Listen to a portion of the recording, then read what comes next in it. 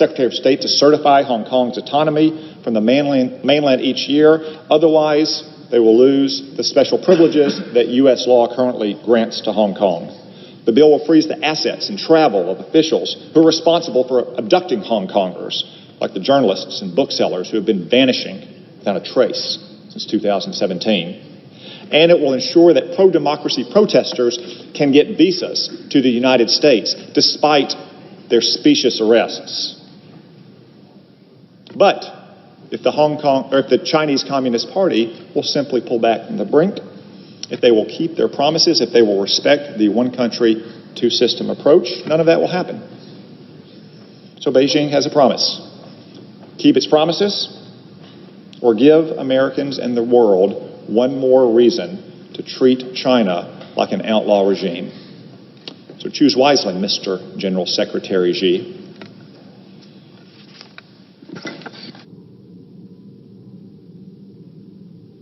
President.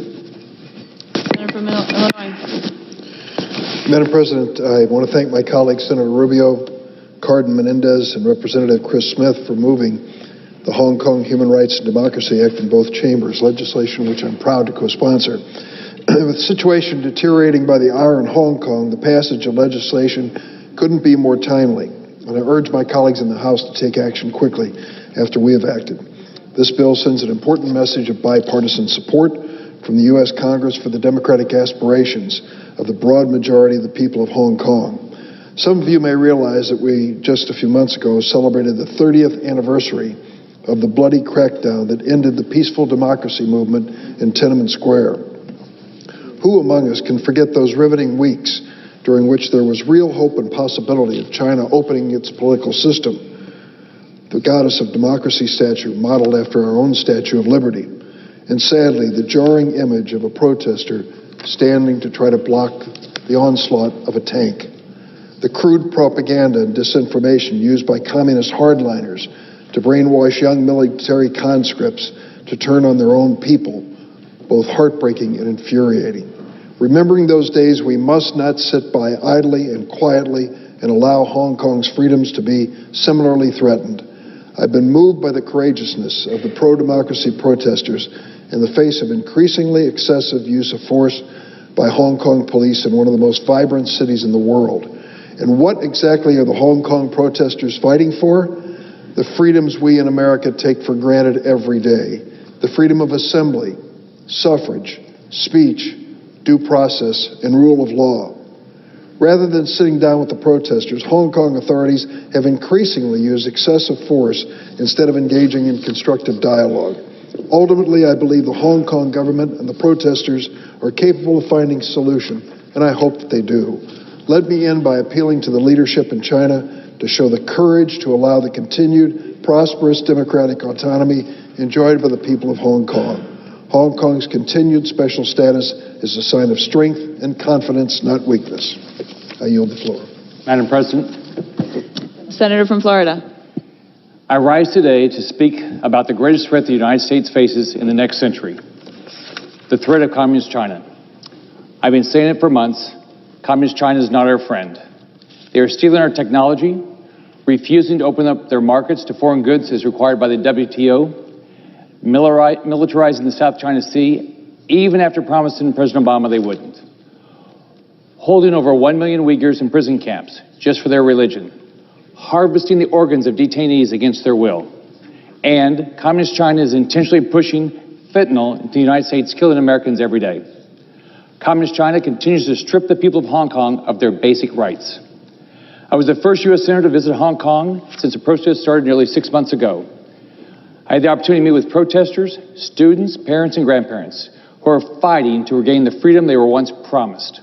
I heard their stories, horrible and frightening stories of police brutality, threats against individuals and their families, and mysterious disappearances. 6 months in, and no signs of Communist China loosening their grip. Their efforts to crack down on the protests in Hong Kong reflect their commitment to denying basic human rights and snuffing out any opposition to their totalitarian goals. We cannot stay silent. General Secretary of the Communist Party, Xi, is trying to be the dominant world power. It's Hong Kong now, then it will be Taiwan. Communist China believes that in order for them to be stronger, other freedom-loving countries must be weaker. As Communist China becomes more and more aggressive, we must ask ourselves, is this the next Tiananmen Square? We all remember that famous image. Times have changed, but one thing stays the same. Wherever totalitarian regimes exist, there will be brave freedom fighters who will stand up against injustice and stand for human rights. That's what we're seeing in Hong Kong today. Beijing soldiers have been appearing on the city streets, raising questions about the army's future role. Will Communist China once again use its military might to quash peaceful protest? Will they again stand against those fighting for human rights and democracy? And will the United States stand by and allow this to happen? We're seeing Americans like Michael Bloomberg putting profits above human rights and propping up the Chinese government by continuing to host huge events in Communist China. It's time for the world to stand and present a unified front against Communist China's aggression. And that starts with supporting the brave people of Hong Kong. We must do everything we can to communicate our commitment to democracy, freedom, and human rights. I'm proud to stand in support of the Hong Kong Freedom and Democracy Act, which will give the United States more authority to reevaluate Beijing's influence on Hong Kong. This bill makes it clear that General Secretary of the Communist Party, Xi, needs to comply with what China agreed to in 1997. Communist China must give Hong Kong its autonomy, or the United States will continue to ramp up pressure on Communist China. We cannot underestimate this threat. We must be vigilant. We must be aggressive.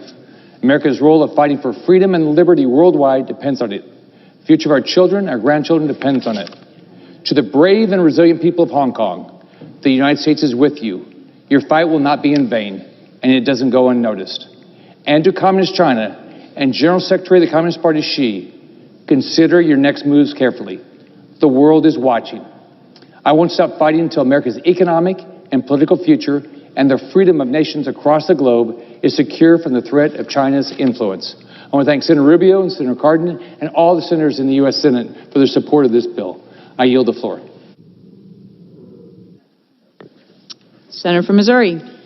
Madam President, just two brief points this evening. The first is that I am proud to join not only as a supporter of this measure, but as an original co-sponsor, and I want to thank the other senators, Senator Rubio, especially Senator Cardin, for their leadership on this issue, Senator Risch. But I want to be clear that we are here today in this chamber, and what we are doing is possible tonight because of the bravery and the courage of the protesters in Hong Kong.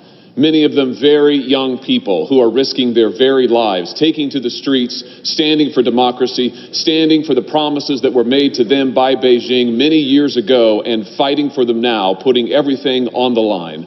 And I just want to say to those protesters that you are making a difference, that your lives have made a difference. And to those who even now are trapped inside PolyU, in this siege that the Hong Kong police force has created, this humanitarian crisis that the Hong Kong police force has fostered. What you are doing is inspiring the world. What you are doing has moved this body. What you are doing is changing the world. So thank you for your courage. Thank you for your bravery. Thank you for believing in your city. And thank you for believing in Hong Kong. And the other thing I would say, Madam President, is that while today is a good day in the struggle to preserve the freedoms of this city and the struggle against a totalitarian regime in Beijing, it is not the last day. And though this step is an important step that this chamber takes, it is not the last step that this nation may need to take in order to hold China to its commitments made in 1984, in order to protect the autonomy and the liberty of the city of Hong Kong. Because make no mistake, we are in for a long struggle with Communist China. We are in for a long struggle with Beijing. We know what their ambitions are: to dominate Hong Kong, to dominate Taiwan, to dominate the region, and ultimately to impose their will on the entire international system. And we're going to have to stand against that for freedom, for liberty, for our security and our prosperity. So there's much to do, Madam President. There's a long road ahead of us. But today is a good day, and I hope that the people of Hong Kong will see that the people of the free world are awake, that they are with you, and we are ready to stand together. I yield the floor. Senator from Tennessee.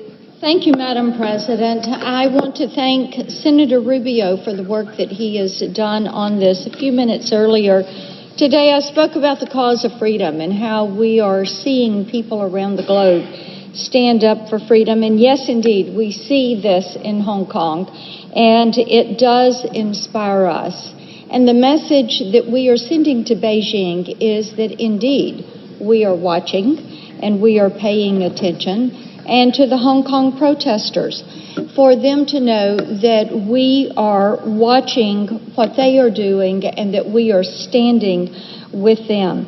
It's important to note that China has really earned its place atop the list of the world's most notorious human rights violators, and over the past few weeks, Hong Kong's descent into chaos and bloodshed has provided a much-needed reminder of the horrors, the absolute horrors, of authoritarian rule.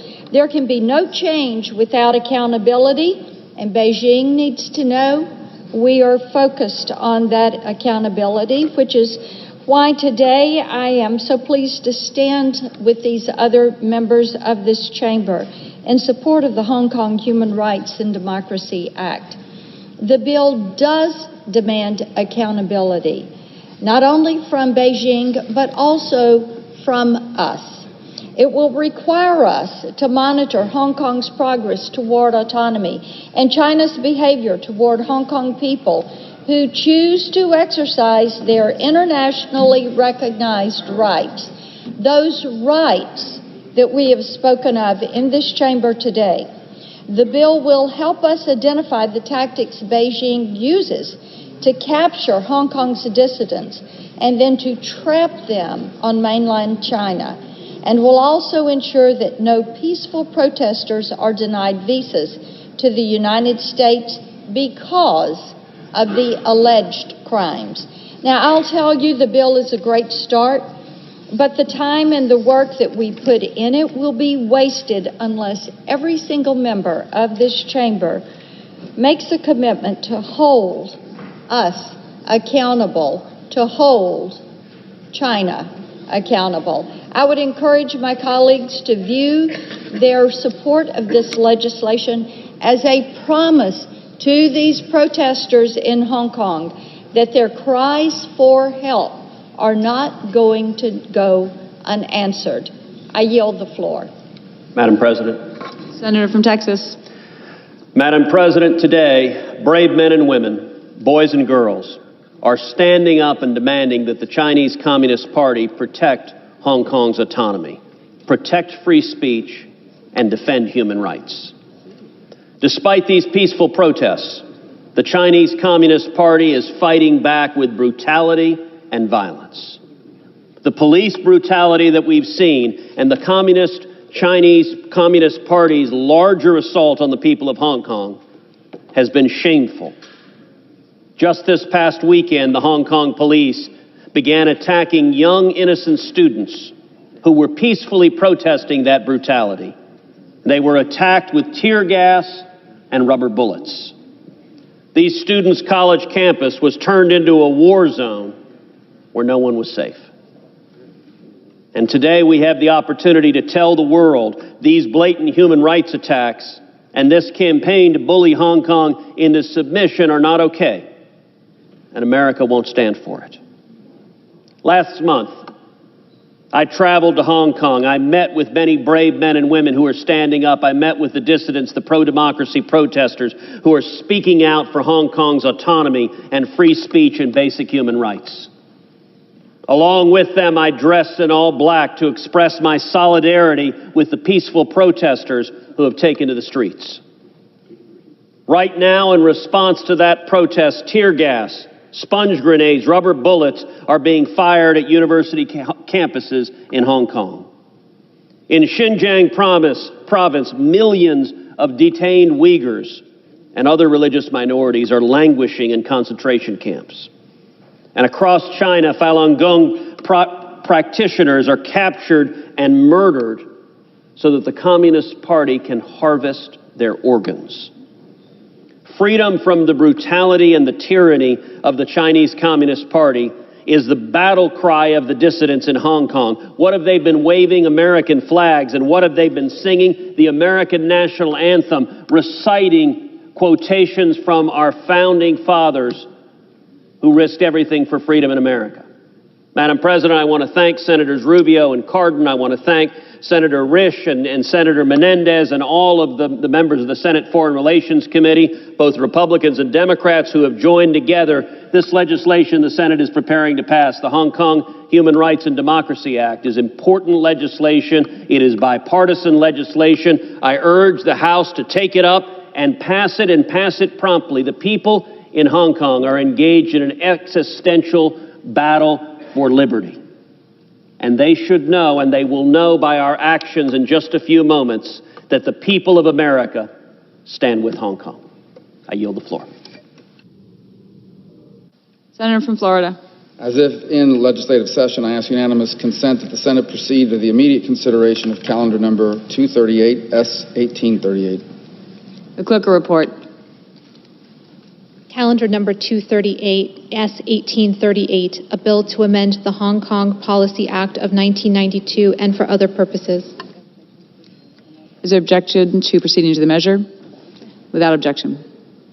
Madam President, I ask unanimous consent that the committee reported substitute amendment be withdrawn, Rubio's substitute amendment at the desk be considered and agreed to, the bill as amended be considered read a third time and passed, and that the motions to reconsider be considered made and laid upon the table. Is there objection? Without objection. Madam President. The Democratic Leader. Madam President, I want to sincerely thank my colleagues. This has been a great bipartisan moment on the floor of the Senate for a very important issue. I want to thank particularly my colleagues from Florida, Senator Rubio, Maryland, Senator Cardin, New Jersey, Senator Menendez, and Idaho, Senator Risch, as well as all of those others who had a hand in this work. The Senate has just sent a resounding message to the Chinese Communist Party and President Xi that the United States stands with the democratic protesters in Hong Kong. The bipartisan legislation, with the great help of the chair and ranking members of the Foreign Relations Committee, will safeguard Hong Kong's democracy and autonomy and hold accountable those responsible for any human rights abuses in Hong Kong. And the bipartisan legislation that will soon be offered by the senators from Oregon and Texas will make sure that U.S. companies don't sell lethal equipment to Hong Kong. We have sent a message to President Xi. Your suppression of freedom, whether in Hong Kong, in Northwest China, or in anywhere else, will not stand. You cannot be a great leader, and you cannot be a great country when you oppose freedom, when you are so brutal to the people of Hong Kong, young and old, who are protesting, when you are so brutal to the Uyghurs in Northwest China, and when China is censored so the Chinese people can't get the truth. History has shown that that always fails, President Xi, always fails. And yet China has taken dramatic steps backward in the curtailment of freedom. As my colleagues well know, the protests in Hong Kong have now taken an ominous turn.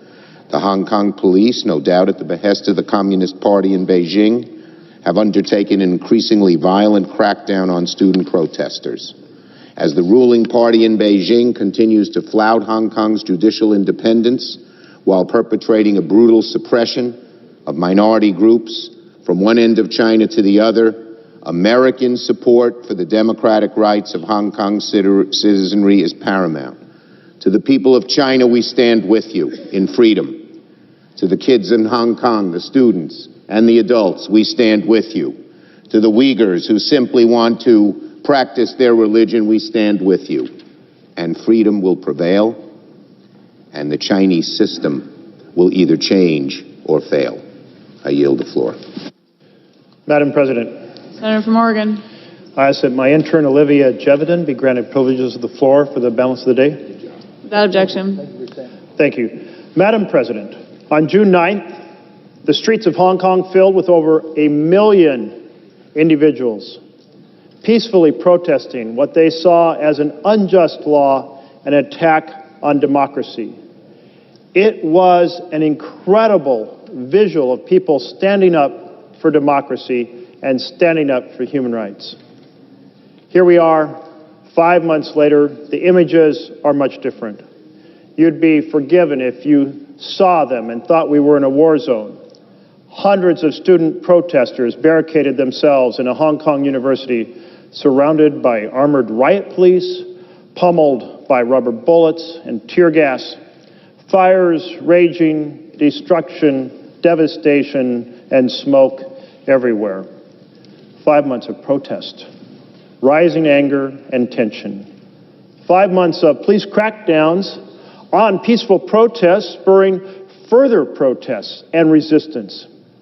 And U.S.-made, U.S.-exported police equipment being misused by the Hong Kong police to violate the human rights of protesters.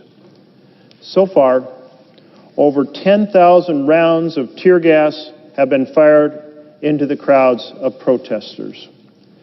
We believe in free speech, freedom to assemble, freedom to protest, not state-sponsored oppression and violence.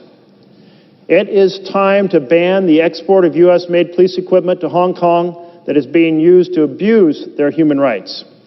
That's why I'm so pleased to introduce, in partnership with my colleague from Texas, S. 2710 that prohibits the export of munitions and crowd control equipment to the Hong Kong police force.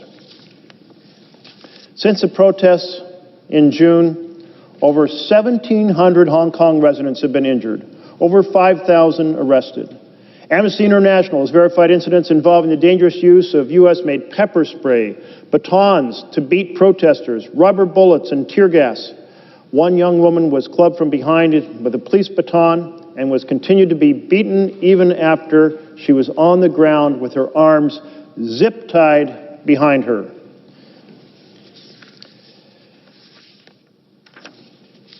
We saw tear gas fired into confined spaces in violation of the UN basic principles on the use of force and firearms. We have seen brutal police tactics that continue even when women and men are held in captivity or in custody, report after report of violent assaults taking place inside police stations. We cannot turn a blind eye. It's time to stand with the people of Hong Kong who are demanding a democratic future and against the violent suppression of free speech. So the bill that Senator from Texas and I have introduced lays out a series of products that we will no longer export to the Hong Kong police force. Tear gas, pepper spray, rubber bullets, foam and beanbag rounds, pepper balls, water cannons, handcuffs, shackles, stun guns, and tasers.